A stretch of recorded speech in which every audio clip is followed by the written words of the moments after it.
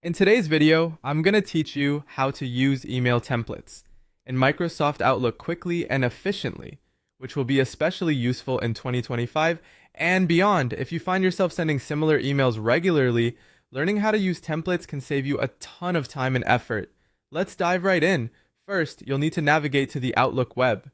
To do this, open your preferred web browser and visit the website at outlook.office.com.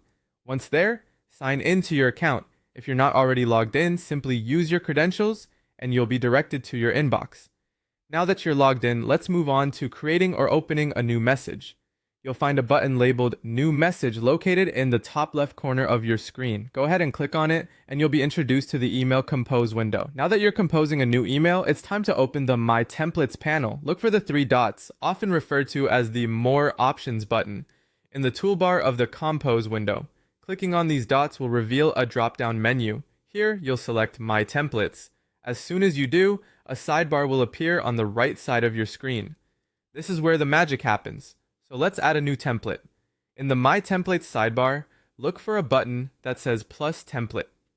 Click on it, and you'll be prompted to give your template a title. For example, you might call it Follow-up Email, if that's the purpose it will serve. In the text box that appears, type out the body of your email message, the content that will be used whenever you select this template. Once you're happy with your message, click the Save button. Voila! Your template is now stored in Outlook Web and will be automatically synced with your account, making it accessible whenever you need it. When the time comes to use your template, open the My Templates sidebar again while you're in the process of composing an email.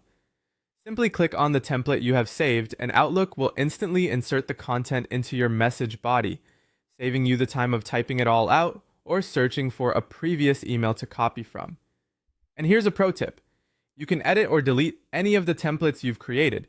Just return to the My Templates sidebar and you'll have all the control you need to keep your templates current and useful.